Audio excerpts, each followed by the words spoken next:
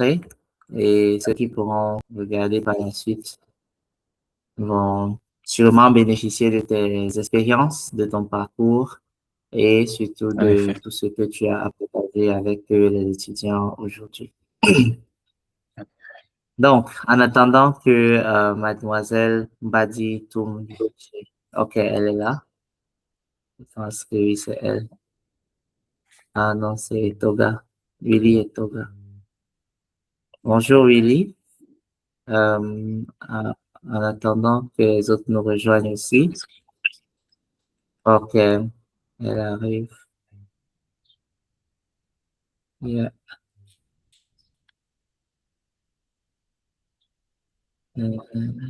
Oui, Julie est là.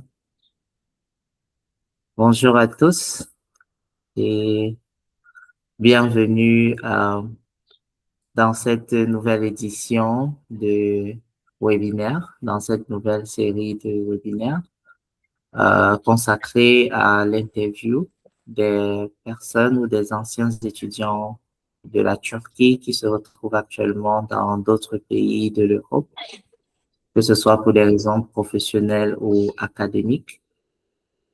Aujourd'hui, nous avons la chance d'avoir un invité de marque en la personne de Monsieur Donald Christian, qui est un ancien étudiant de la Turquie, qui a fait plusieurs universités en Turquie, notamment Tokat et Istanbul. Il va partager avec nous son parcours, ses expériences, ses challenges et aussi les opportunités qu'il a pu saisir pendant son parcours.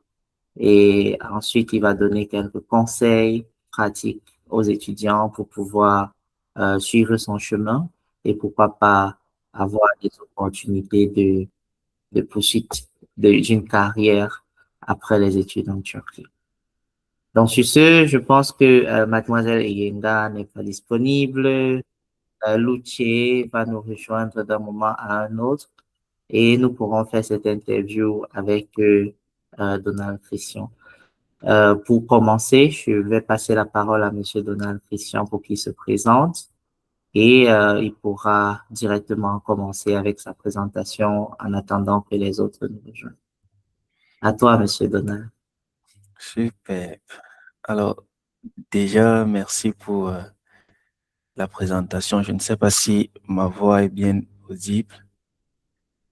Oui, Est-ce que tout le on monde t'écoute. peut m'entendre? Ah, super. Et Oui, j'ai aussi en même temps lancé ma présentation. Alors, déjà, merci pour l'invitation. Pour moi, c'est toujours un privilège, en fait, de, de parler de mon expérience, d'échanger avec des fellow students comme moi, des étudiants comme moi, des frères et sœurs comme moi. Alors, de manière générale ou de manière macro, je suis Donald Christian, Donald Fauché Christian, Camerounais d'origine et présentement en Lituanie pour des raisons académiques et professionnelles. Voilà, en quelque sorte, ma petite histoire. Ancien étudiant en Turquie et aujourd'hui dans ce autre pays poursuivant ma carrière.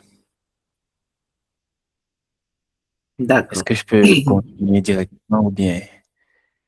Vas-y, continue directement. Je Ok, pense que la ok, phase question-réponse va suivre.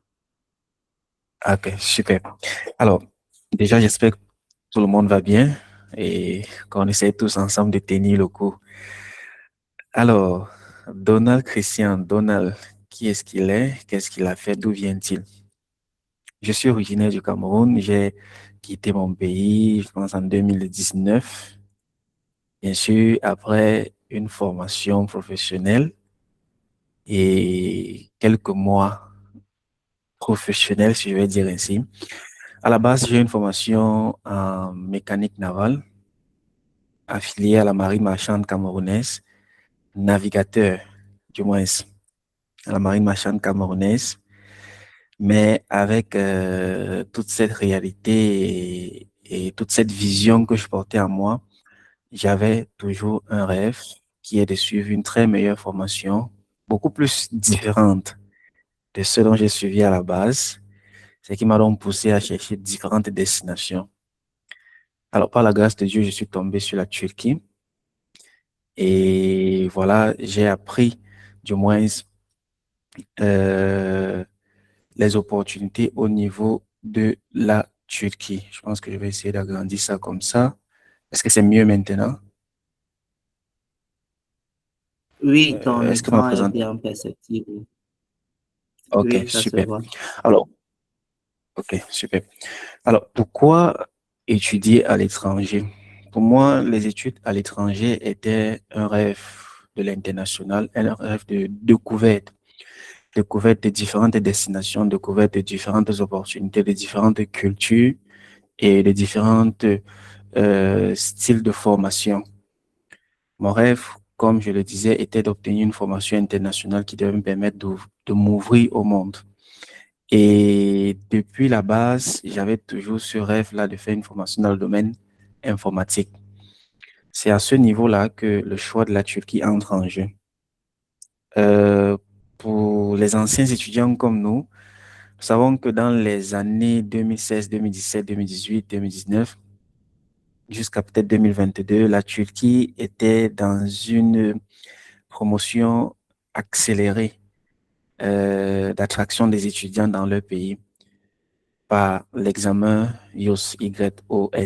Donc, nous sommes tous des étudiants. Personnellement, je suis passé par l'examen IOS et j'ai eu cette grâce-là qu'en ce moment, passant par cet examen-là, j'ai pu obtenir une bourse parce que j'étais l'un des meilleurs étudiants de cet examen au niveau du Cameroun, du moins organisé spécifiquement par la première université qui m'a réceptionné au niveau de la Turquie. Alors, j'étais l'un des boursiers, ce qui fait que j'avais été sélectionné pour étudier gratuitement au lieu de payer le même prix de scolarité que d'autres étudiants. Moi, je ne payais rien. C'est encore là des éléments qui m'ont convaincu à me pencher vers la Turquie.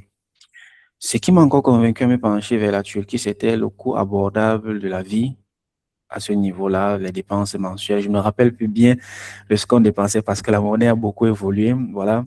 Les dépenses mensuelles étaient vraiment réduites. Le coût pour le loyer et tout ce qui va avec la nutrition était vraiment réduit. C'était là en quelque sorte des éléments motivateurs pour pouvoir prendre cette destination comme destination d'études. Alors, j'étais bien sûr en réflexion parce que je me disais, voilà, c'est un nouveau pays dans lequel on ne parle ni anglais ni français. C'est un nouveau pays dans lequel il y a une nouvelle culture, une nouvelle langue. Donc, il fallait me préparer à pouvoir apprendre cette nouvelle culture, cette nouvelle langue, cette adaptation à ce nouveau climat, en quelque sorte, cette acceptation de pouvoir reprendre à zéro parce que, voilà, lorsqu'on finit le secondaire ou le lycée, et qu'on commence une formation avec déjà un travail à l'appui, quitter pour aller recommencer encore à zéro au niveau supérieur est très, très difficile. Donc, c'était des défis, en fait, auxquels il fallait que j'accepte d'abord en moi avant toutefois de pouvoir continuer. Alors, je suis arrivé en Turquie en pleine période de Covid et je ne vais pas dire en plein confinement parce que c'était un semi-confinement parce qu'il y avait des étudiants qui parvenaient à aller à l'école, d'autres suivaient les cours en ligne. Mais moi, quand je suis arrivé, j'étais en confinement parce que mes cours étaient généralement en ligne. Je suis allé en Turquie donc pour étudier computer engineering, génie informatique, et j'ai étudié cela en langue turque. La première université qui m'a accueilli en Turquie était l'université de Tokat. Plusieurs Camerounais, du moins, connaissent cette université-là. C'était l'une des grandes universités, du moins c'est la seule université dans cette ville de Tokat et c'est une très grande université au niveau de la Turquie. Alors, il fallait passer par la première année qui est l'année de cours de langue, après joindre la faculté. C'était très difficile d'étudier la langue turque étant à la maison, derrière son ordinateur, sans contact avec des êtres humains ou sans contact avec des Turcs.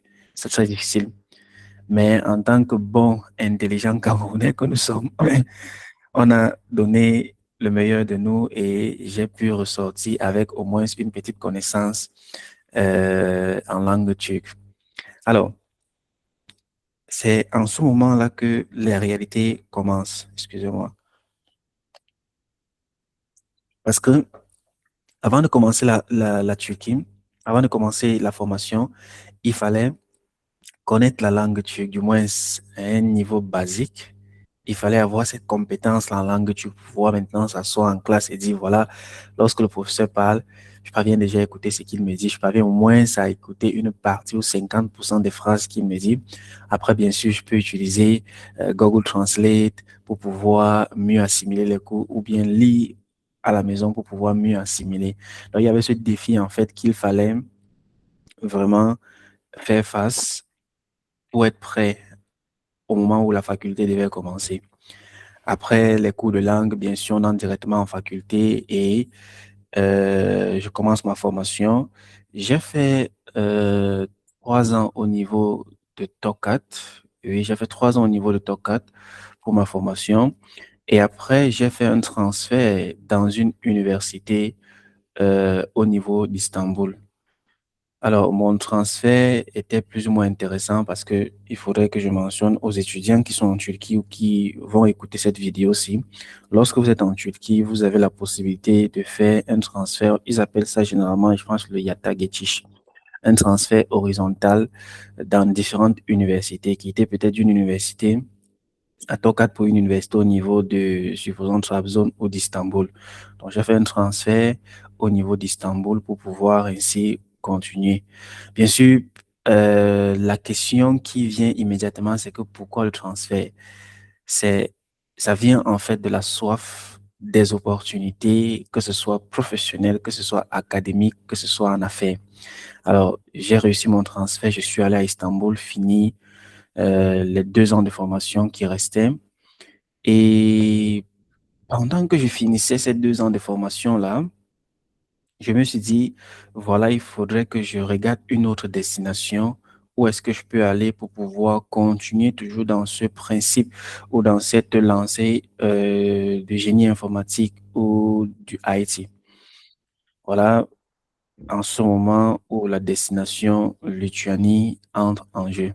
Bien sûr, je commence à faire des recherches par rapport à ce pays-là. Je me rends compte que c'est un très bon pays qui a de très belles universités, du moins l'une des universités techniques les plus reconnues au niveau de l'Europe. Bien sûr, il y avait d'autres pays européens qui entraient en jeu, tels que l'Allemagne, la France, mais ces pays-là ne m'intéressaient pas beaucoup, du moins comme la Lituanie. Il fallait donc regarder dans ce petit pays-là qui offre ce type de formation-là et dont le coût de vie est élevé. Et donc, j'aurais la possibilité de pouvoir m'insérer de manière professionnelle euh, et académique durant, pour mon parcours, du moins. C'est là où je prends la Lituanie et aujourd'hui, je suis étudiant à Master 2, je dirais, à Vilnius Tech University. Vous pourriez faire des recherches dessus. C'est, je pense, l'une des universités, l'une des plus grandes universités de ce pays-ci et la deuxième université technique de ce pays-ci. Il n'y en a pas plusieurs, mais c'est une très belle université qui offre une formation de qualité avec des très bons laboratoires. La Lituanie, pour faire court, est un pays balte qui fait partie de l'Union européenne, frontalier avec la Pologne et quel autre pays? Je pense peut-être l'Allemagne. Je ne me rappelle pas très bien. C'est un très bon pays dans lequel vous avez la possibilité d'étudier en langue anglaise et en langue lituanienne. Ça dépend de vous. Alors, mon parcours de la Turquie ou bien la transition de la Turquie à la Lituanie fut très smooth parce que je m'étais préparé en avance. OK? C'est-à-dire, dès mes 2 dernières années de formation, la question à où est-ce que tu peux aller continuer tes formations est venue et j'ai commencé à répondre à cette question-là. Raison pour laquelle, lorsque j'ai fini ma formation au niveau de la Turquie, sans perdre de temps, voilà, j'ai quitté directement la Turquie pour la Lituanie pour continuer avec ce master-là. Alors, arrivé en Lituanie, bien sûr, on a été confronté, personnellement, moi j'ai été confronté par de nouveaux défis. Voilà. qui sont presque pareils avec celui de la Turquie. Premier, la langue. Ça sera toujours difficile pour nous, étudiants étrangers, d'arriver dans un pays qui parle une langue complètement différente de la nôtre ou différente des langues universelles telles que l'anglais ou le français. Donc, il fallait, bien sûr, apprendre la langue lituanienne, au moins 2 à 3 mots, les salutations et bien d'autres, pour pouvoir mieux s'intégrer dans euh, la population. J'ai eu cette chance-là que mes études dans ce pays-là soient en langue anglaise, différent de la Turquie qui était en langue turque. Alors, ce qu'il faut savoir, c'est que au niveau de la Lituanie, bien sûr, il y a aussi ce défi financier qui entre en jeu. Bon, je vous épargne déjà d'une recherche. Mes frais de scolarité dans la norme, dans cette université-là, pour un master en intelligence artificielle, est de 6 000, je pense cette année-ci sûrement, c'est à 6 500 euros. C'est élevé. C'est vrai, il n'y a pas trop de différence avec des universités privées au niveau de la Turquie, mais il y a une très grande différence avec des universités comparées à celles au niveau de l'Allemagne ou des universités publiques au niveau de la Turquie. Donc, l'un des avantages aussi, c'est que en tant qu'étudiant international, vous avez la possibilité, lorsque vous candidatez, de pouvoir postuler à des bourses de scolarité, du moins des bourses de réduction sur vos frais de scolarité dans cette université-là, ce qui fait que vous pourriez payer juste 50% ou 25% ou 75%, dépendant de vos compétences académiques précédentes. Alors, l'autre défi aussi dans ce pays d'Europe-là est de pouvoir trouver un emploi stable. Je tiens à mentionner aussi que ce pays-ci, ce qui m'a aussi beaucoup intéressé, c'est que puisqu'ils sont dans l'Union européenne, il reste l'un des pays où les étudiants en master ont la possibilité de travailler à temps plein 40 heures par semaine, sans, sans limitation, comparé à d'autres pays où les étudiants, quel que soit le niveau, vous avez juste 20 heures de travail par semaine. Donc, j'ai vu en cette destination-ci comme une destination dans laquelle, en même temps, je pourrais poursuivre mon parcours académique, en même temps, je pourrais poursuivre mon parcours professionnel. OK?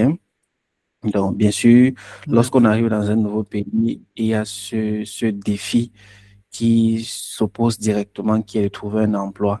Il va falloir passer par des interviews chaque jour. Les chercheurs d'emploi qui vont suivre cette vidéo, qui suivent cette vidéo, s'ils peuvent en témoigner. Il va falloir passer par beaucoup Mhm. de candidatures, beaucoup de rejets, beaucoup d'interviews pour pouvoir grab ou tomber sur l'un des boulots qui, du moins, ça vous convient. Alors, bien sûr, j'ai mentionné cette barrière linguistique. La langue parlée en Lituanie est le lituanien.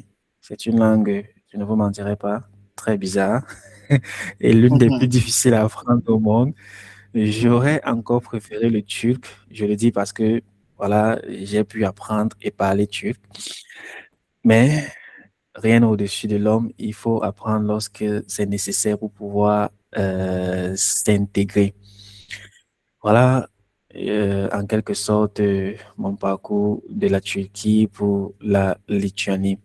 Alors, bien sûr, dans cette présentation, si j'ai préparé 2 à 3 petits conseils que je pourrais donner aux différents candidats ou bien aux futurs candidats, que ce soit du Cameroun ou d'un pays africain pour la Turquie ou bien pour la Lituanie ou bien pour un autre pays européen, c'est que lorsque vous voulez étudier à l'étranger, il faut bien choisir votre pays d'études selon vos projets d'études et votre carrière. Ne choisissez pas seulement la destination parce qu'il y a quelqu'un qui vous motive derrière que viens dans ce pays, tu vas réussir, viens dans ce pays, tu vas pouvoir faire de très belles études. Choisissez un pays selon votre, du moins, rêve d'études professionnelles pour pouvoir ainsi mieux vous épanouir dans ce pays-là. Parce que je tiens aussi à rappeler ceci. Euh, L'erreur, en fait, que plusieurs étudiants font, c'est que quand ils choisissent un pays, dans leur tête, ils refusent déjà le pays en quelque sorte. Malgré le fait qu'ils sont dans une procédure pour aller là-bas, ils refusent le pays.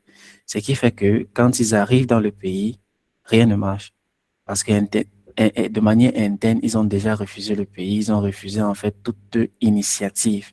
C'est pour ça qu'il y a plusieurs étudiants, quand ils arrivent au niveau de la Turquie, j'en ai vu plusieurs frères et sœurs, quand ils arrivent au niveau de la Turquie, juste parce qu'ils ont refusé la Turquie mentalement, ils se retrouvent à ne saisir aucune opportunité en fait qui se présente au niveau de la Turquie, aucune, parce qu'ils sont dans une critique continuelle de la Turquie. Moi, avec mon petit entourage et à moi-même, je me suis donné ce conseil-ci. Accepte la Turquie, accepte de recommencer à zéro, même si c'est difficile. Sinon, j'aurais peut-être déjà dû abandonner cette formation que j'ai recommencée et que j'ai pu finir. Mais j'ai décidé d'accepter cela. J'ai décidé d'aller jusqu'au bout. Et aujourd'hui, je suis très fier de moi. Ok. L'autre conseil aussi, c'est de bien préparer son dossier à temps. Comme je l'ai dit, moi, j'ai préparé cette Lituanie-ci les 2 dernières années de ma formation. Je voudrais aussi dire que j'ai aussi fait la même chose quittant du Cameroun pour la Turquie. J'ai commencé à préparer mon voyage pour la Turquie, je pense que c'était en 2017. Oui, en pleine formation. J'ai commencé à préparer mon voyage pour la Turquie. J'ai réussi cela 2 ans après. Donc, ce qui fait que lorsque Ah, vous prévoyez étudier dans un pays, il faut bien préparer ça en avance, bien réfléchir, bien faire des recherches, bien garder des informations en ce qui concerne les admissions, les visas, le logement. Voilà. Bien voir en fait tous les angles possibles avant toutefois de se lancer vers cette destination-là. Et ensuite, lorsque vous préparez votre projet d'étude, il faut développer des compétences qui sont euh, recherchées dans ce pays-là. OK? Ça peut être des compétences qui vont selon l'orientation académique pour laquelle vous allez aller ou des compétences qui vont juste vous aider à pouvoir gagner un peu d'argent lorsque vous êtes étudiant en même temps. OK? Généralement, pour les filles, ça peut être la coiffure, pour les garçons aussi, pareil. Voilà. Si vous ne connaissez pas l'anglais, il faut apprendre l'anglais ou apprendre d'autres langues qui vont vous permettre de mieux vous intégrer euh, dans ce pays-là. Lastly, comme conseil, c'est de construire son réseau dès le premier jour. L'une des stratégies que moi j'ai d'accord. mises en place quand je suis arrivé au niveau de la Turquie, c'est de ne pas m'asseoir dans mon coin et dire, voilà, je vais évoluer seul, ou bien je peux évoluer seul, ou bien je suis très sage ou je n'ai besoin de personne. Au contraire, le fait que j'ai pu construire un réseau bien élargi, parce que je suis très fier de ce réseau bien élargi que j'ai pu construire, que ce soit avec des fellow Africans, que ce soit avec des Turcs aussi, j'ai pu en quelque sorte bénéficier de leurs différentes expériences pour pouvoir avancer. Bon, l'erreur à ne pas faire, du moins lorsque vous construisez votre réseau, c'est de vous rapprocher de ces personnes-là qui vont vous décourager. Ça, c'est mon point de vue. En Turquie, entre la communauté africaine, on a tendance à beaucoup se décourager. Ça, c'est un fait. À beaucoup se décourager parce que la vie est dure en Turquie, on ne va pas se mentir. La vie est vraiment dure en Turquie. Mais le fait qu'on se décourage au fur et à mesure, là, en quelque sorte, nous empêche de pouvoir maximiser notre potentiel dans n'importe quelle opportunité sur laquelle on tombe. Ok. Moi, la stratégie que j'ai mise en place, c'est de ne pas me rapprocher de ces personnes-là qui devaient m'empêcher ou me décourager d'apprendre la langue turque, me décourager d'aller chercher un travail au niveau de la Turquie, me décourager d'aller peut-être rencontrer des personnalités au niveau de la Turquie.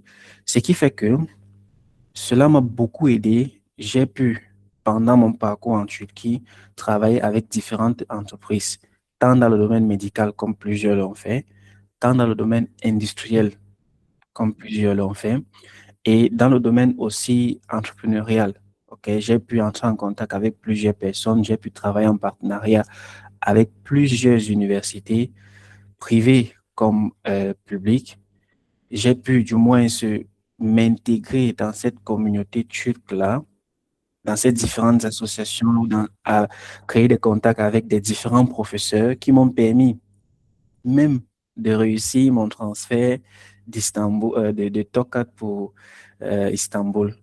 Donc, lorsque vous arrivez dans un endroit, si vous êtes en Turquie en ce moment-ci, ou si vous étudiez dans une partie du monde, je pense que c'est encore possible pour vous d'essayer de créer des contacts. Faites-vous voir de manière bien sûr positive, ok? Surtout pas se décourager parce qu'il y a beaucoup de personnes qui vont vous décourager autour. Faites-vous voir de manière positive, construisez votre cercle, faites comment dire, des connexions et des contacts. Voilà, par exemple, le docteur Lionel, moi, c'est quelqu'un que Networking. je suis, voilà, bien depuis, même si on n'a pas été en contact, on se suit bien depuis. Oui, Pourquoi est-ce que je le suis? Parce que c'est quelqu'un qui a fait quelque chose que moi-même j'ai fait. Comment? Il a construit sa communauté. Il se fait voir ouais, avec son tout à fait. organisme, son organisation. Forcément, s'il se fait voir et que nous, ou moi, chercheur que je suis, je peux facilement, en quelque sorte, tomber sur lui et voir ce qu'il propose. C'est pour ça que quand il m'a invité, moi, je D'accord. n'étais pas surpris parce que je m'attendais déjà à cela et voilà, je suis moi-même en quelque sorte dans ce principe de recherche-là. Donc, c'est en quelque D'accord. sorte pour vous encourager aussi dessus. Alors, je pense que c'était tout, voilà, pour ma présentation et je vais laisser la parole à vous, docteur Lionel. D'accord. Merci beaucoup pour cette présentation très brève et Je vous en surtout très intense. Nous je vous en- avons eu Madame Luce Badi-Toum qui nous a rejoint, celle qui va conduire cette phase de questions-réponses dans cette interview. Mais bien avant de lui passer la parole, je vais faire un petit résumé de ce que tu as présenté de ton parcours, notamment de ton départ du Cameroun, où tu as été d'abord formé dans le domaine de la marine marchande. C'était dans quelle ville? À Douala, n'est-ce pas? Ou bien Euh, dans quelle ville? au, au sud-ouest. Alors, à Limbe, pour ceux qui connaissent le sud-ouest, là, il y a une école maritime.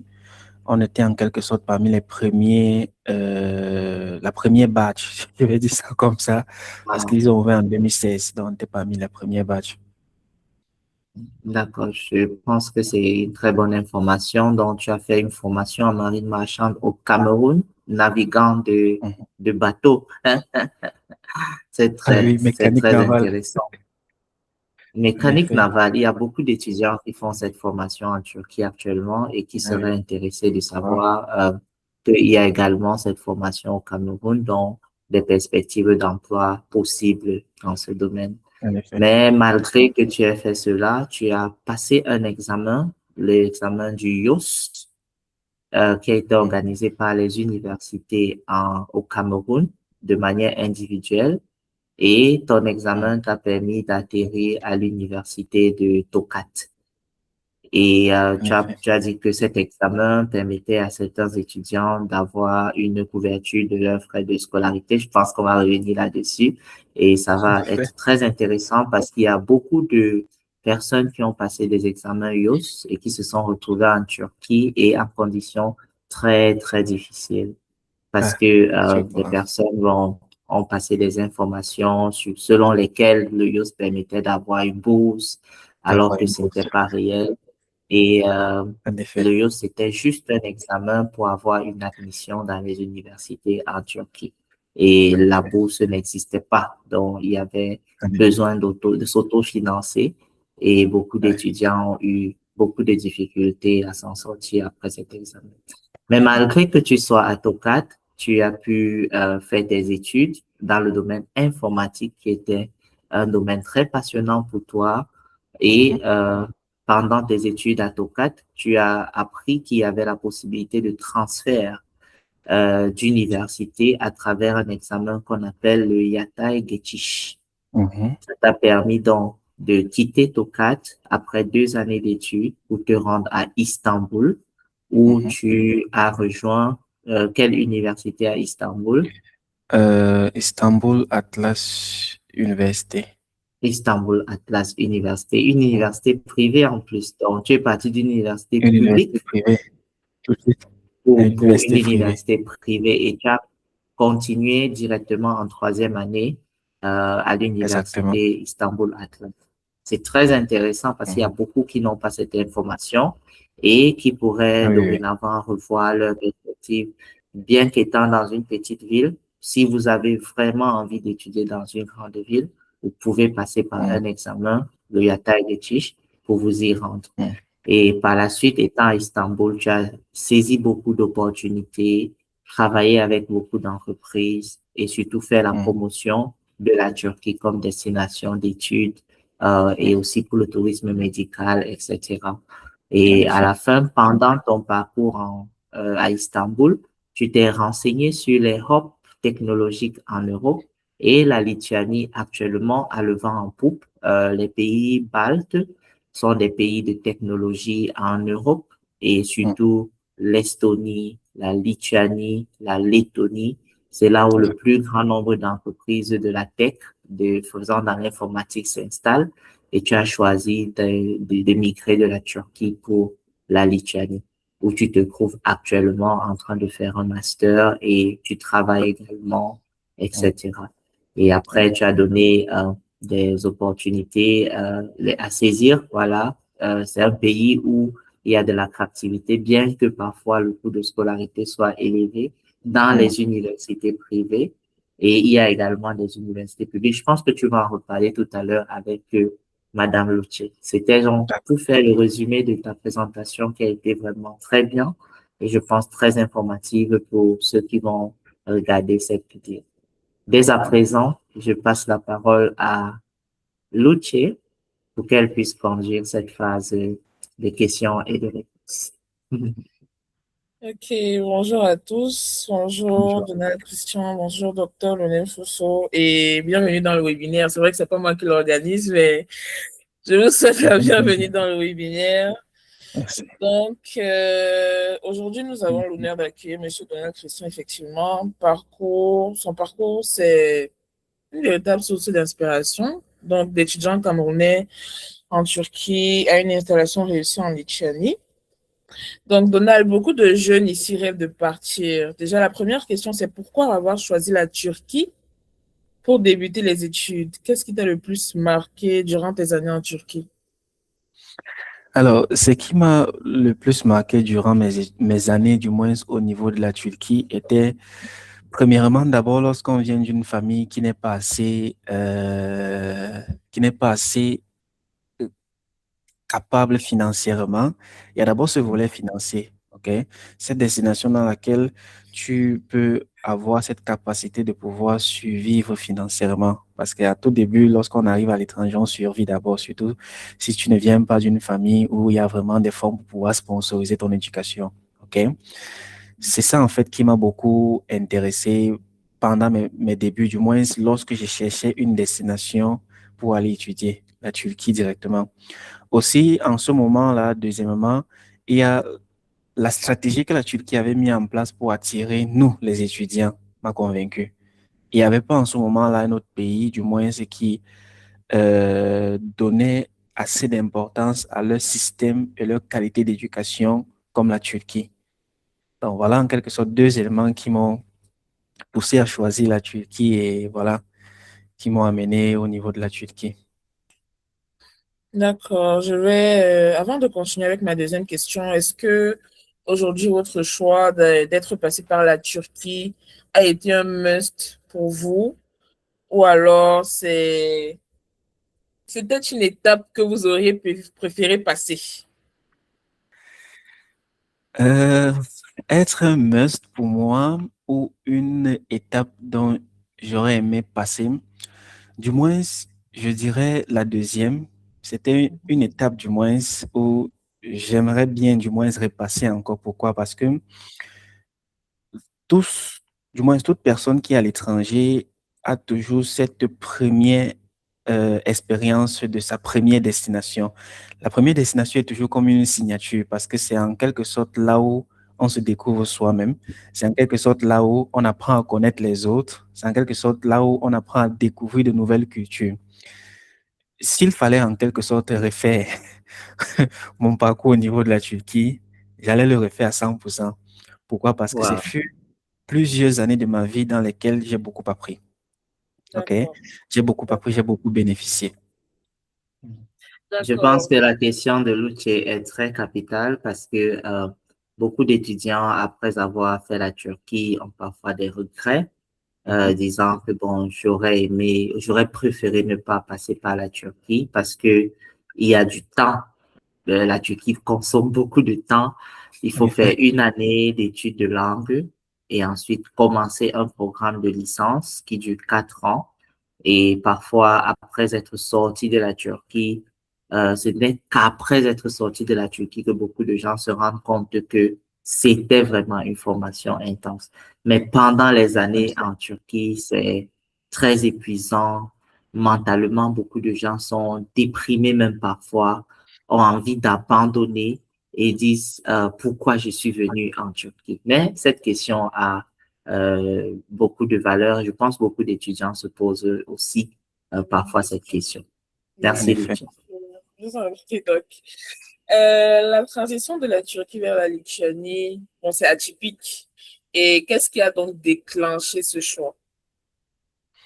Est-ce que OK. c'était une opportunité académique professionnelle ou alors c'était un choix de vie réfléchi? OK.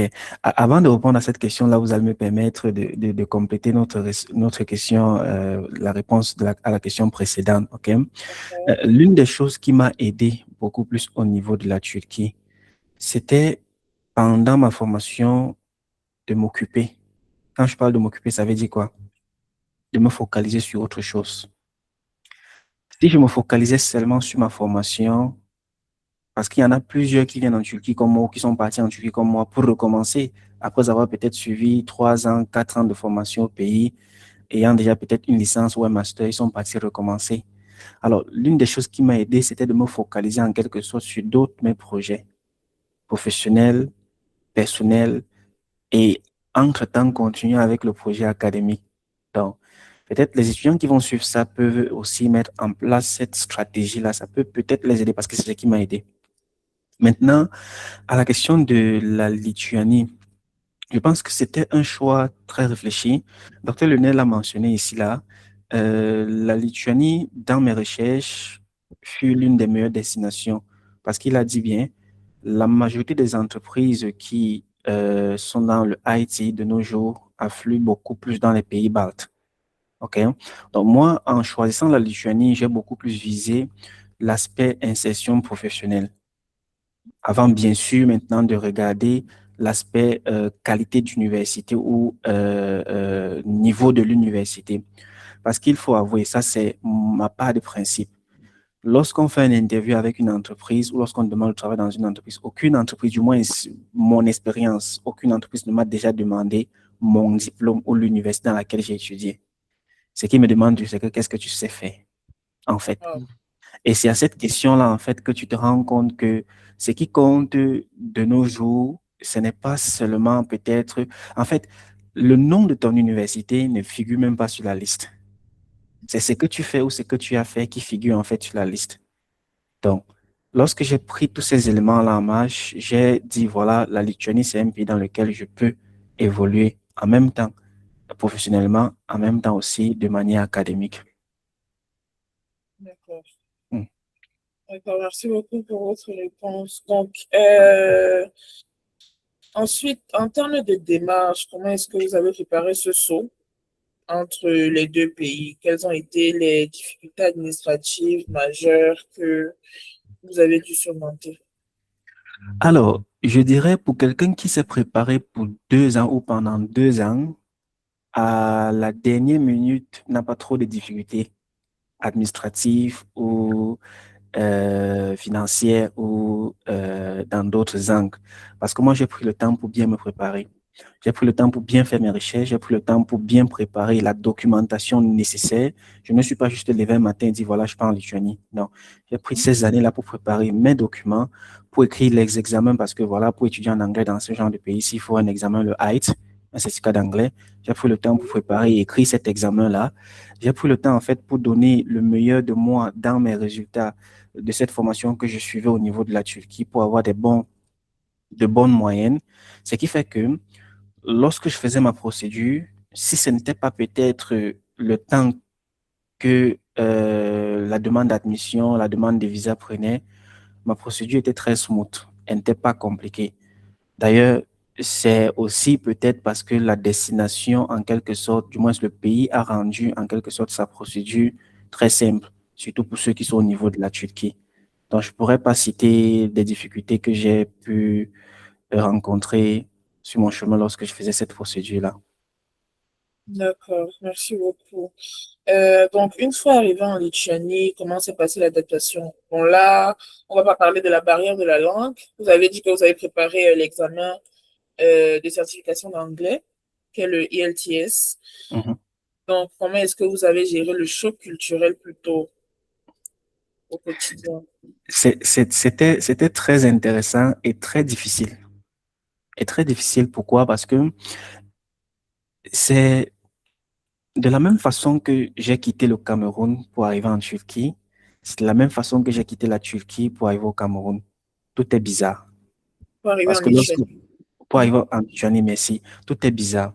Parce que lorsque vous êtes déjà dans un endroit et que vous avez passé plusieurs années, ça devient comme votre famille, ça devient comme votre source d'inspiration. Donc, quitter, par exemple, lorsque vous changez une maison en général, et vous arrivez dans la nouvelle maison, tout est bizarre, les murs sont bizarres, les couleurs sont bizarres, les portes sont bizarres, voilà. Il faut du temps, en fait, pour pouvoir dire à son cerveau que voici ton nouvel endroit, accepte cet endroit-ci. Donc, il m'a fallu du temps pour pouvoir dire à mon cerveau, voici ton nouveau pays, il faut accepter cette nouvelle destination-ci, accepter cette nouvelle terre-ci, cette nouvelle façon de voir les choses, cette nouvelle façon d'interagir avec les gens. Ça, c'est un. De deux, mon plus deuxième choc a été le froid. J'ai vécu pour la première fois, mais moins 25 degrés. En Turquie, je n'avais jamais vécu ça. Il fait vraiment froid. Par exemple, la canicule est en train de chauffer dans d'autres pays européens, mais ici, nous sommes à 10 degrés. Il pleut. C'est très bizarre. Donc, ce qui fait que le climat ici est vraiment très bas. Et ce fut en quelque sorte un autre choc. Bien sûr, même si j'étudie troisièmement en langue anglaise, il y a cette langue lituanienne qui est la langue parlée par le pays et qui est la langue utilisée presque tous les jours. Quand tu sors, tu suis des gens qui parlent en lituanien. Même s'ils parlent assez l'anglais, il y a cette langue-là. Donc, il y a toujours, bien sûr, cette barrière linguistique, mais on n'a pas le choix. Il faut, en quelque sorte, apprendre la langue pour pouvoir au moins pouvoir s'insérer au fur et à mesure. Je ne dirais pas qu'au jour d'aujourd'hui, je connais la langue lituanienne parce que je vous assure, c'est une langue très difficile, mais j'apprends encore cette langue et je crois que je vais pouvoir au moins la parler à un certain niveau. Inch'Allah. Voilà. Inch'Allah. Ok, donc par rapport à l'insertion professionnelle, comment est-ce que vous avez réussi à vous intégrer dans le marché du travail là-bas? Donc, quelles sont les compétences qui ont fait la différence sur votre dossier, votre CV? Alors, je dirais déjà, primo, c'est très difficile. C'est très difficile malgré le fait que ça soit un pays ayant trop d'opportunités dans le domaine du IT, du domaine dans lequel je suis. Et partout ailleurs, aujourd'hui, le domaine du IT est très, très compétitif. OK? Donc, chaque jour, il y a tellement d'interviews, tellement de rejets qui frustrent, bien sûr. Ça, je peux vous assurer. S'il y a des gens ici qui suivent ce direct et qui sont déjà passés par ce processus de rejet, ils peuvent témoigner des interviews, des rejets qui vous font perdre votre capacité ou bien vous dire vous êtes incompétent. Mais je pense qu'avec la persévérance, vous pouvez facilement trouver un boulot digne. Alors, l'une des compétences dont j'ai développé, dont j'encourage des personnes aussi à développer lorsque vous cherchez de l'emploi, que ce soit en Lituanie ou en Turquie, surtout quand c'est dans le domaine corporate, entreprise, il faut pas seulement se focaliser sur les diplômes que vous avez obtenus, les certifications que vous avez obtenues, mais dans le domaine du IT, il faut en quelque sorte travailler sur des projets concrets. OK? Travailler sur des projets concrets, peut-être construire des systèmes, peut-être contribuer à d'autres projets qui vont en quelque sorte permettre de vous vendre auprès des entreprises qui vont vous recruter. Si vous venez dire directement à l'entreprise, j'ai un master en intelligence artificielle avec une certification peut-être en Cisco ou bien une certification sur LinkedIn, qu'est-ce que vous avez fait? Est-ce que vous avez fait un stage? Est-ce qu'il y a un projet avec lequel vous avez travaillé? Si vous êtes incapable en quelque sorte de montrer ce genre de choses-là, alors vous n'êtes pas recrutable. On ne peut pas vous prendre parce que vous n'avez aucune expérience. Je pense que l'expérience que moi j'ai acquise n'a pas seulement été dans des entreprises, elle a été aussi sur le terrain. Si vous me permettez, je reviens au niveau de la Turquie, par Bien exemple. sûr, Je peux revenir au niveau de la Turquie? bien sûr, bien sûr. Oui, OK. bien sûr. Au niveau de la Turquie, voilà, au niveau de la Turquie, ce qui m'a permis en quelque sorte de pouvoir travailler avec des entreprises au niveau de la Turquie dans le domaine industriel, ce n'était pas parce que j'avais déjà travaillé avec des entreprises au Cameroun. Au Cameroun, moi, j'ai travaillé 6 mois. Je pense bien, c'était 6 mois de navigation après ma formation, parce qu'après avoir fini ma formation, j'ai chômé d'abord 1 an avant de trouver un travail. Donc, pendant ces 6 mois-là, ce n'était pas genre, je devais m'asseoir au bureau, j'étais en mer. La mécanique, c'est en mer, il faut travailler là-bas. Alors, quand moi je suis arrivé en Turquie, je n'avais pas d'expérience de corporate bureau et tout le reste là. Il fallait donc me vendre auprès de ces entreprises en Turquie que je peux en quelque sorte travailler au bureau, que je peux effectuer les différentes tâches. Comment est-ce que j'ai fait cela? J'ai travaillé sur des projets qui ont été justifiables au moment de la demande d'emploi. Voilà, tel projet sur lequel j'ai travaillé, voilà ce que j'ai pu faire, voilà ce que j'ai pu en ressortir. Ils ont dit, oh, voilà quelqu'un en quelque sorte qui connaît le terrain, donc il peut être efficace pour nous. Donc, ce sont ces éléments-là, en fait, qu'il faut mettre en place pour pouvoir, pas facilement ou rapidement, mais pour pouvoir mieux se vendre ou mieux se positionner lorsqu'on cherche de l'emploi. Merci beaucoup pour votre réponse. Je pense que ça va aider beaucoup d'entre nous En effet. qui cherchons à nous vendre sur le marché du travail après les études ou bien qui cherchons même à immigrer également. Mhm. Donc, une question revient souvent également. Quel est le budget minimum qu'il faut prévoir pour envisager un projet d'études en Lituanie aujourd'hui? Ah, merci d'avoir précisé la Lituanie parce que de manière générale, chaque pays a a Oui, son bien budget. sûr. Ok, la Lituanie, ça va déjà dépendre du premier facteur de votre niveau d'études, le niveau pour lequel vous venez. Ok, si c'est pour une licence ou bien pour un master. Ce qu'il faut savoir, c'est qu'en Lituanie, il y a des licences professionnelles qui durent 3 ans et il y a des licences académiques qui durent 4 ans, normal comme un bachelor. Il y a des masters. Alors, en moyenne, pour les frais de scolarité, si je commence par là, il faut prévoir entre 3 000 et 6 500 € allant jusqu'au master pour les frais de scolarité par année scolaire. 3 000 et 6 500 €. Ça, C'est c'est dans les élevé, universités publiques ou bien privées? que ce soit dans des universités privées ou publiques. Hmm. Que ce soit dans les universités privées ou publiques, il faut prévoir en fait ce montant-là. OK? L'université dans laquelle je suis, c'est une université publique. Mais nous, les étrangers, on paye des coûts de scolarité élevés. Ça, c'est quand vous n'avez pas de bourse d'études. Si vous avez une bourse d'études, bien sûr, c'est réduit. Vous pouvez ne même pas payer des frais de scolarité. C'est-à-dire, au lieu de payer les 5 000, 6 000, vous ne payez rien. Mais si vous n'avez aucune bourse d'études, vous allez devoir payer ce montant-là entre 3 000 et 6 500 € par année scolaire. Deuxième facteur, c'est qu'il faut savoir que vous devez payer la totalité des frais de scolarité lorsque vous lancez votre procédure. Ça permet à l'université, en quelque sorte, de se porter garant auprès de l'immigration pour pouvoir faire votre demande de carte de résidence. Troisième aspect qu'il faut considérer, c'est que la Lituanie, lorsque vous faites une procédure de la Lituanie, ce qui fait en sorte que le coût est réduit aussi dans la procédure, c'est que vous ne faites pas une demande de visa de manière générale. Vous faites une demande de carte de résidence directement. Donc, ce qui en quelque sorte Mhm. anticipe votre installation là-bas. Lorsque vous arrivez en Lituanie, vous ne faites plus une demande de carte de résidence parce que vous avez déjà obtenu votre carte de résidence. OK? Vous vous installez directement, vous commencez directement vos études. Si vous êtes en Turquie, pour le processus de demande de carte de résidence, admission compris à l'intérieur, peut-être billet d'avion, je dirais qu'il vous faut seulement 1 000 € en moyenne. OK? 1 000 € en moyenne peut couvrir tout ce processus-là si vous êtes en Turquie. Ça, c'est hormis les frais de scolarité. Et voilà, quand vous arrivez en Lituanie, l'installation, le logement qui varie entre 150 € à 500 000 €, dépendant du niveau de luxe que vous souhaitez, du moins. Donc, de manière générale, je dirais, pour des étudiants en licence, préparez au moins, si vous êtes au niveau de la Turquie, en moyenne 6 000 euros, OK, et plus. Si vous venez pour un master, en moyenne 7 000 euros ou 7 500 ou 8 000 euros et plus. Donc, ça, c'est de manière générale. Oui, D'accord, et qu'en merci est-il beaucoup. de la caution? Parce que sa question est très, très pertinente. Ceux qui sont en Turquie, par exemple, actuellement, qui ont peut-être envie de quitter la Turquie pour une autre destination, pourraient saisir cette opportunité à travers les informations que tu donnes. Donc, est-ce qu'il y a une caution bancaire à payer ou à présenter pour aller faire les études en Lituanie?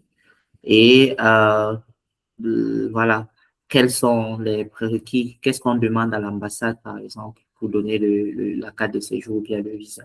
OK. OK. Je pense en fait que c'est ça le plus important même. Au niveau de la caution, généralement, il y a deux options pour des étudiants qui veulent étudier en Lituanie. Soit vous faites une prise en charge de vous-même, OK? Une prise en charge de vous-même avec un montant. De nos jours, c'est plus ou moins 8 000 euros que vous allez devoir mettre dans un compte bancaire, tirer un relevé bancaire. Ça doit être votre argent, bien sûr. Vous allez pouvoir justifier auprès des agents d'immigration que voilà, j'ai ce montant dans mon compte. C'est pour me prendre en charge pendant un an au niveau de la Turquie, au niveau de la Lituanie, pardon. OK? Soit vous prenez un sponsor qui peut être votre parent, quelle que soit la localisation de votre parent. Le parent peut être au Cameroun ou partout ailleurs dans le monde. Il ou elle doit juste signer des documents, notarier cela et vous donner pour que vous mettez dans votre dossier pour pouvoir justifier votre capacité financière à pouvoir prendre soin de vous, OK, pour cette procédure-là. Je pense que c'est ça pour les cautions. Voilà, bien sûr. Après ça, il n'y a plus un autre montant qui vous est demandé.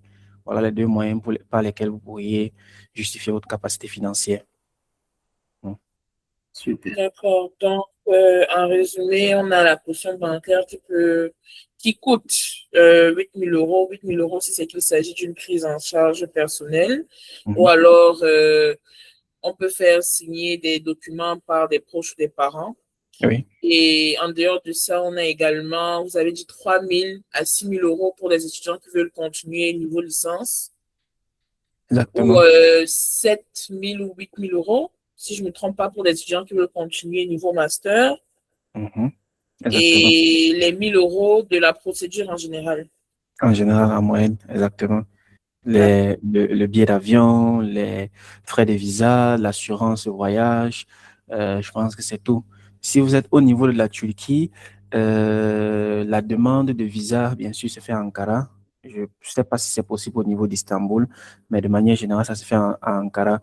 Et si vous me permettez d'élaborer le processus général pour étudier en Lituanie, c'est comme tout autre pays.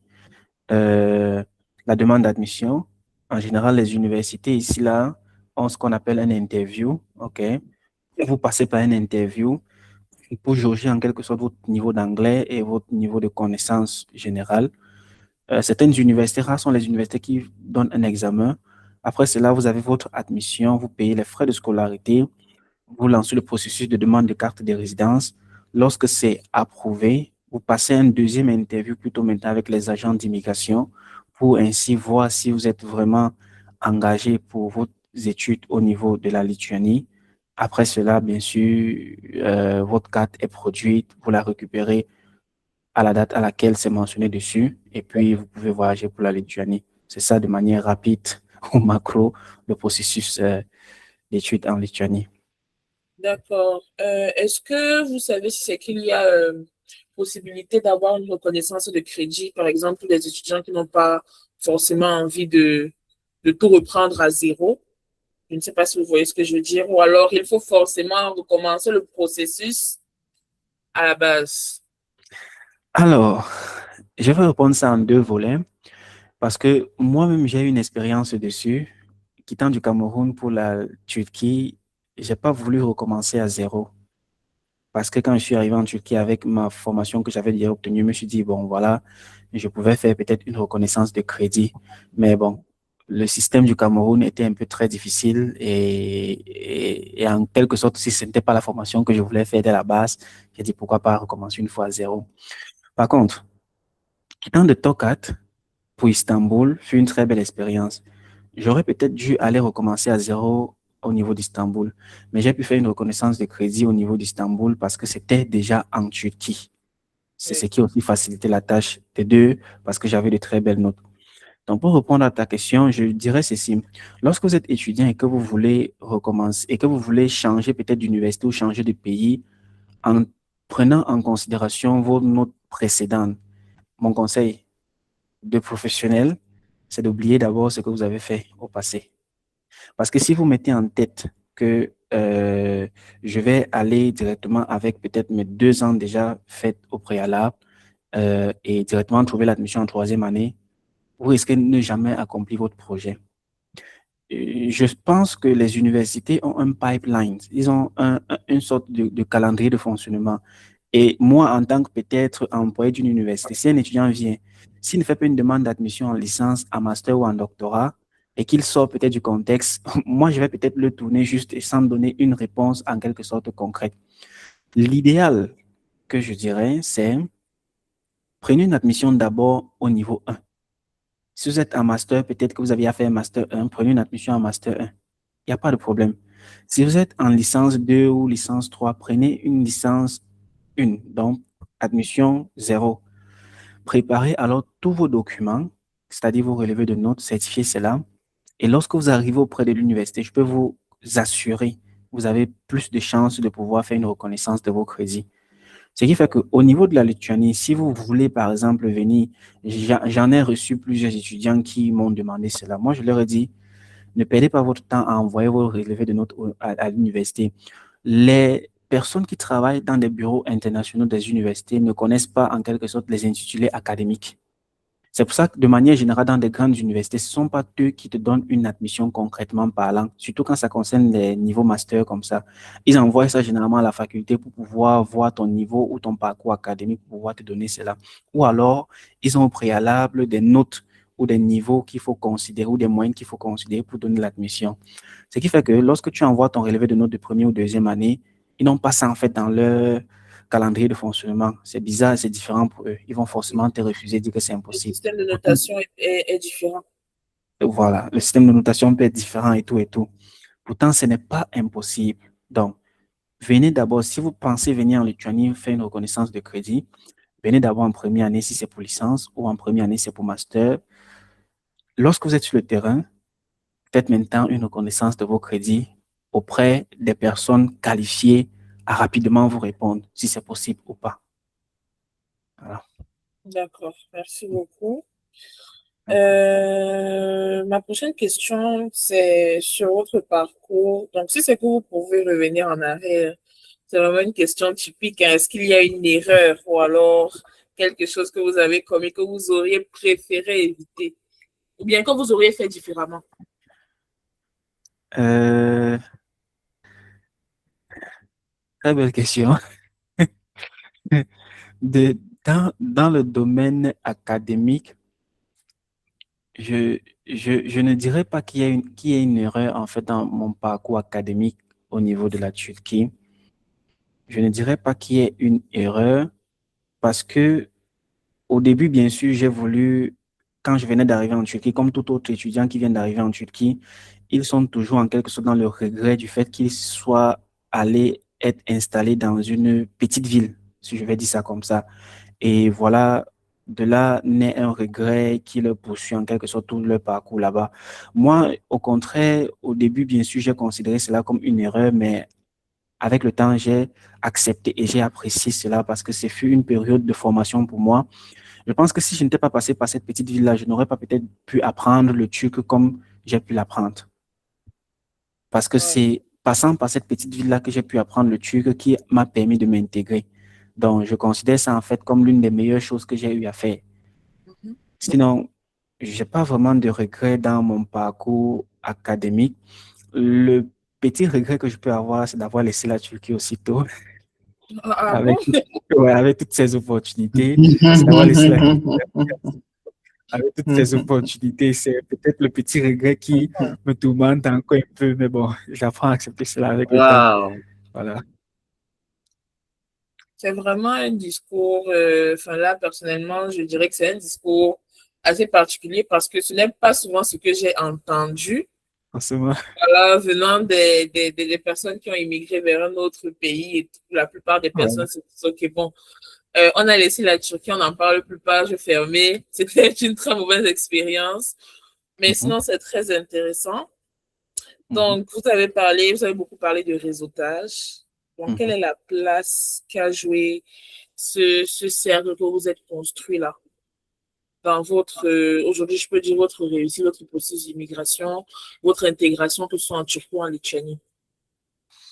Alors, au niveau de la Turquie, voilà, je peux dire mon réseautage ou bien ma façon de m'imprégner ou bien de m'intégrer dans la société m'a permis, comme je l'ai dit au préalable, d'être en contact avec des personnes où je n'aurais peut-être jamais imaginé être en contact un jour, ou de travailler avec des entreprises où je n'aurais peut-être jamais imaginé travailler avec un jour.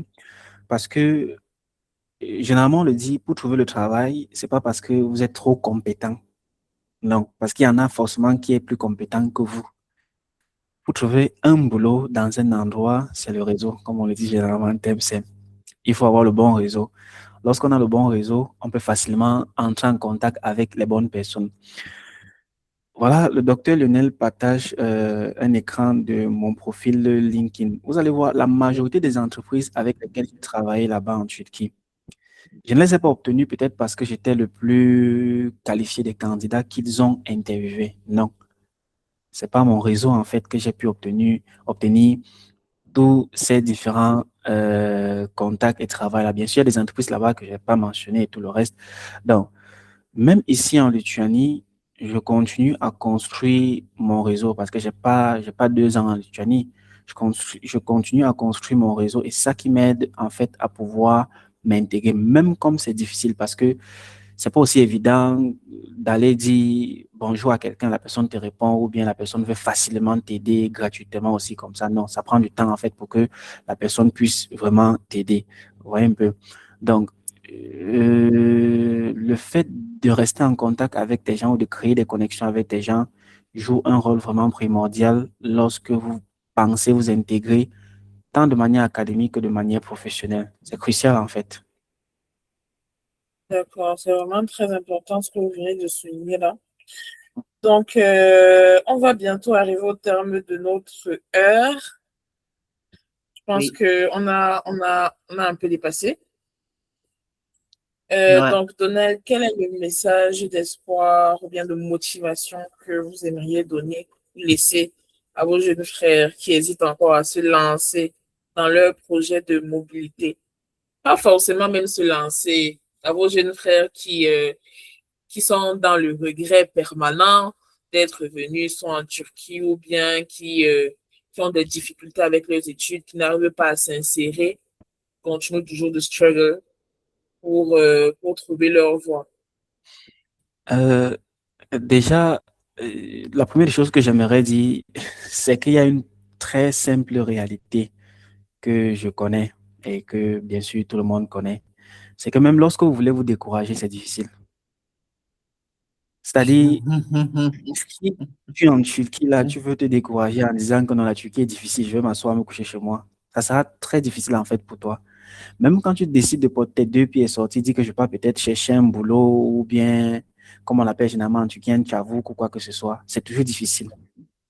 Donc, le mieux, en fait, pour vous, c'est de ne pas se décourager et de plutôt se mettre au travail petit à petit. Moi, je me dis en fait que l'une des erreurs qui nous freinent beaucoup, surtout nous étudiants étrangers à l'extérieur, c'est que quand on arrive à l'extérieur, on veut rapidement réussir. On se dit que à en 1 an ou 2 ans comme ça, directement, on va finir la formation, on va avoir beaucoup d'argent, on va rouler dans de belles voitures, investir au pays et tout le reste là. Non, c'est pas comme ça. Ça prend du temps. Ouais. Moi, quand je venais d'arriver en Turquie, le niveau avec lequel je suis arrivé en Turquie, le niveau avec lequel je suis sorti de la Turquie, c'était 1000 fois différent en fait. 1000 fois différent, comment? Parce qu'il y avait une très grande évolution qui était visible. Et cette évolution ne s'est pas construite juste en un an ou en quelques mois. Ça a pris des années pour que je puisse développer cela, pour que je puisse avancer avec cela.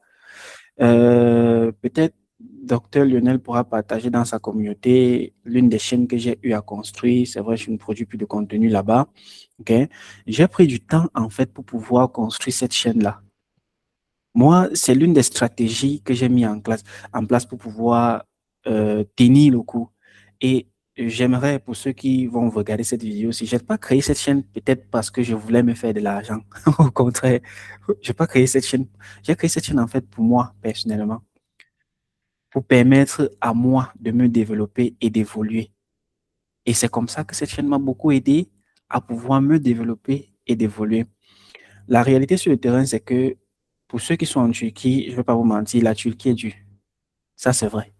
Ouais. Quelqu'un qui est passé en Turquie et qui dit que la Turquie n'est pas dure, il faut vraiment questionner la personne là si en Turquie il vivait dans les mêmes villes ou bien c'est dans sa Turquie là ou dans la même Turquie qu'on a vécu. La Turquie est difficile. Ça, c'est un fait. Mais c'est pas cette difficulté-là, en fait, qui nous empêche de pouvoir réussir. Si, par exemple, docteur Lenet, que moi je suis depuis quelque temps, a pu finir sa formation dans son université jusqu'à, je pense bien, au doctorat depuis qu'il est arrivé en Turquie et qu'aujourd'hui il est de ce côté de l'Allemagne là. Est-ce que c'est parce qu'il était très fort? Non. C'est juste parce qu'il était consistant. Il a décidé de tenir le coup. Il a décidé d'avancer. Il savait en fait d'où il partait. Faire seulement cette vision-là, en fait. La majorité des gens qui abandonnent au niveau de la Turquie, c'est qu'ils sont perdus, ils ne savent même pas pourquoi ils sont venus en Turquie, en fait. Oui. Ne jamais voyager pour un pays sans savoir la raison pour laquelle on part. Moi, je suis venu en Lituanie parce que je savais pourquoi je suis venu en Lituanie. Du moment qu'il y a cet objectif-là, malgré les coups de fouet qui viennent de gauche à droite, là, je parviens à tenir le coup, je pleure, je suis mes larmes et j'avance. Donc, Toujours. pleurer, voilà. Pleurer pour ceux qui sont en Turquie, qui est difficile. Même ici en Lituanie, c'est difficile. Même au niveau de l'Allemagne, là-bas, c'est difficile. Quand c'est difficile, il faut pleurer. Mais après les pleurs, il faut essuyer les larmes là et continuer. Parce que c'est ça la vie, malheureusement. Parce que si on décide d'abandonner, ça sera toujours difficile en quelque sorte. On va toujours pleurer. On n'a pas le choix que d'avancer. On n'a pas le choix, en fait, que de donner le meilleur de soi quand on peut. Ouais. Ouais. Ah, c'est très bien. Donc, Je pense que ce merci conseil beaucoup. va... Ouais. Lucie a Exactement. posé des Merci questions beaucoup. très essentielles. Vas-y, Lucie. Donc, je voulais juste donner mon clap de fin. Donc, je voulais juste, j'avais prévu vraiment un truc très écrit, très serré là pour mon clap de fin, mais en fait, je vais dire que c'était vraiment beaucoup plus qu'un invité aujourd'hui. C'était littéralement une inspiration, surtout pour nous autres. Je souhaite vraiment que beaucoup d'étudiants écoutent ou bien suivent les rediffusions de ce webinaire. C'était hyper intéressant parce Mhm. que vous avez mis en lumière ce qu'exige réellement la réussite, c'est-à-dire on n'est pas entré dans le rose bonbon, on est vraiment entré dans le terre à terre, on a dit les termes et tout. Mhm. Donc, on a parlé de ce que ça nécessite comme courage, comme matière grise même, comme pragmatisme. Et vraiment, vous avez fait preuve de détermination. On peut le dire aujourd'hui, durant tout votre processus d'immigration. Mhm. Donc, vous n'avez jamais rien lâché, peu importe les obstacles. Mhm. Et le parcours a été brillamment mené. Moi, aujourd'hui, je vous tire le chapeau. Et c'est une véritable boussole pour tout le monde, là, tous ces étudiants. Donc, comme j'ai dit, franchement, j'espère donc qu'il y aura une rediffusion de ce webinaire. Ça mérite d'être écouté. Sincèrement, ça mérite d'être écouté, ça mérite d'être suivi. En tout cas, C'est bravo. Personnellement, je m'incline. Bravo vraiment pour la persistance et tout. Bravo. Avec plaisir. C'est moi qui vous remercie en tout cas. super. Madame Loutier, merci d'avoir conduit cette phase de questions-réponses et surtout d'avoir posé les questions essentielles pour non seulement éclairer la lanterne des étudiants qui sont en Turquie actuellement, mais aussi pour trouver des messages de motivation issus de l'expérience et surtout de la carrière que suit Monsieur Donald Christian. Alors, comme Donald Christian l'a dit, c'est vraiment l'une des personnes que j'ai remarqué sur les médias sociaux qui a un impact très considérable avec sa chaîne YouTube que vous pouvez voir à l'écran, qui a plus de 20 000 abonnés et des centaines de vidéos très, très intéressantes. Et ce qui me plaît depuis que je suis Donald Christian, c'était sur Instagram, sur Facebook. Il a des contenus terre à terre où les étudiants qui sont en Turquie partagent la réalité du terrain. Et c'est très important de suivre ce type d'influenceurs pour connaître vraiment où on va. Et ce qu'il a dit, qui est très important aussi, c'est que beaucoup d'étudiants en Turquie y sont et ont du regret parce qu'ils n'ont pas eu un projet d'études en Turquie. Ils sont venus parce que soit les parents ont dit allez vous battre en Turquie, allez étudier en Turquie, ou bien des agences de promotion de la Turquie ont mis en avant les aspects facilité d'intégration, bourse d'études en Turquie, etc. Alors que les bourses sont seulement et typiquement celles promues par le gouvernement qu'on connaît qui s'appelle YTB. Et les autres types de bourses sont parfois réduction sur les scolarités dans les universités privées ou bien accompagnement des associations dans les villes, mais il n'y a pas de soutien financier qui suit. Ça fait qu'un étudiant qui vient d'une famille modeste comme lui et qui se retrouve dans une ville comme Tokat se retrouve en difficulté.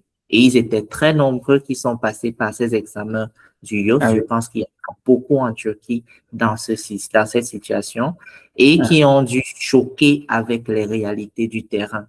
Premier choc, la langue. Deuxième choc, la culture. Troisième choc, le manque d'accompagnement financier.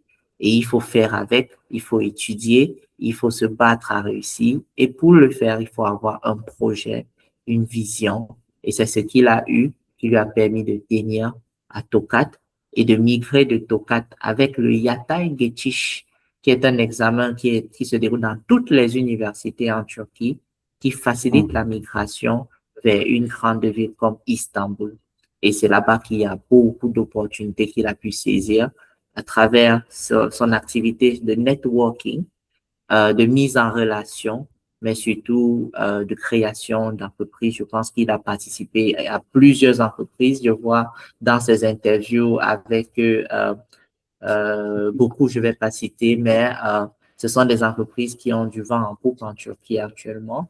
Et il est également très, très social. Donc, il faut aussi être sociable parce que beaucoup de gens, face aux difficultés, se renferment sur eux-mêmes et pensent que, bon, c'est l'effet du sort, ils ne peuvent pas s'en sortir, mais il est difficile de s'en sortir tout seul. Il faut aller vers les autres, ceux qui ont les mêmes difficultés que vous, partager les réalités de ce que vous vivez et prendre de leur expérience et se soutenir mutuellement. Et ça contribue à bâtir une communauté, ça contribue à bâtir une personnalité et surtout à continuer à poursuivre le projet. Donc, je pense que ça, c'est le résumé de fin. Monsieur Donald Christian, merci beaucoup pour ce partage. Je laisse le lien de ta chaîne YouTube sur la vidéo et même en dessous dans le descriptif de l'enregistrement. Ceux qui vont suivre ce webinaire pourront poser des questions en message et partager ici leur ressenti, s'ils ont des difficultés, s'ils ont tiré des enseignements de cette présentation, ce serait intéressant. Et nous faisons ce webinaire avec CamTurk, qui est l'association des étudiants camerounais en Turquie et qui, à travers ce webinaire, s'identifie dans une ancienne émission que nous faisions, les CamTurk Talk, où on donne la parole à des personnes pour partager leur expérience et surtout dire ce qu'ils ont eu à faire comme parcours. Et dorénavant, je pense que dans les émissions qui vont suivre, on aura des participants du bureau de CamTurk qui vont également contribuer à faire que cette émission puisse prendre de l'ampleur. Et nous avons aussi les Turkiye Alumnis TAC, qui est une association qui a été créée après les études en Turquie pour toujours maintenir le pont entre ceux qui sont en Turquie et ceux qui sont déjà hors de la Turquie. Donc, sur ce, je vais encore te dire merci d'avoir donné de ton temps à cette émission. Merci à Luce Baditoum qui a pris le temps de poser des questions très pertinentes et très intéressantes. Et surtout, ceux qui vont pouvoir regarder cette émission, qui connaissent Luce, pourront la congratuler, la féliciter pour vraiment cette conduite. Donc, merci à tous et surtout, bon dimanche et portez-vous bien. Que Dieu vous garde. Bien. Merci. Merci pour l'invitation. D'accord. Ciao. Et voilà, est-ce que tu veux dire un mot de fin, Donald Christian? Je pense que Luce t'a posé cette question. Quelle a été ta plus grande réussite en Turquie? Parce qu'on voit toujours, bon, les échecs. C'est vrai qu'on apprend toujours des échecs. On voit toujours des challenges. Mais est-ce qu'il y a quelque chose de particulier que tu as fait en Turquie et que tu dis, voilà ce que j'ai fait et j'ai réussi et ça me rend fier? Voilà, tu as partagé ton ressenti de regret de n'avoir pas fait beaucoup de temps en Turquie, mais est-ce qu'il y a quelque chose de particulier qui te plaît quand tu dis, j'ai été en Turquie, voilà ce que j'ai fait et voilà, c'est mon œuvre personnelle? Je dirais juste au regard, c'est vrai, j'ai pas de statistiques, mais au regard du nombre de personnes qui abandonnent et qui se découragent au niveau de la Turquie, je suis fier du moins d'avoir pu tenir jusqu'au bout. Ah oui, parce que j'ai eu plusieurs fois l'envie d'abandonner, de la première année jusqu'à la quatrième année, je dirais. Mais j'ai tenu jusqu'au bout. Donc, je suis très fier de moi, du moins, par rapport à cela. Voilà, c'est l'une de mes plus grandes fiertés. Wow, ça c'est super. Je pense que Luce peut dire le mot de fin aussi si elle veut partager son ressenti et puis on va arrêter. En tout cas, pour moi, c'est toujours un très grand honneur de participer au webinaire organisé. Et une fois de plus, je remercie Dr. Lionel Fosso de m'avoir donné l'opportunité de conduire ce webinaire. C'est une première pour moi de conduire une interview de manière vive. Donc, merci également pour les précieux conseils que vous nous avez apportés. Moi, je suis une personne qui a vraiment tendance à paniquer, c'est-à-dire surtout depuis que je suis arrivée en Turquie, à paniquer, à stresser, etc. Mais comme on s'est dit tout à l'heure, tu paniques, tu pleures, tu ne pleures, tu te lèves, tu continues. Donc, c'est très intéressant. Et moi, je souhaite franchement à tous les étudiants étrangers, surtout de la Turquie, parce que ce n'est surtout pas facile pour eux, de puiser la force, franchement, de continuer et de terminer. Ah oui. Et de terminer. Parce que qu'on se le dise quand même, la Turquie a, moi je trouve que la Turquie a un très bon niveau académique. Ce qui peut parfois faucher les expériences, c'est le fait que pour les étrangers, tout est décuplé, que ce soit au niveau de la scolarité, que ce soit au niveau même de l'insertion, vraiment tout est difficile. Mais je pense que au bout du couloir, on voit quand même la lumière. Et c'est ça qui est vraiment très intéressant. Je pense que dans chaque expérience qu'on fait dans la vie, il faut prendre le côté positif de la chose et vraiment puiser dans ça. Parce qu'on attire vraiment que le positif, qu'on vibre dans toute cette énergie positive-là. Donc, c'est ce que moi, je dirais. D'accord. Super. Sur ce, je vous remercie et nous vous souhaitons à tous un bon dimanche. Bon dimanche. Bon dimanche. Ciao.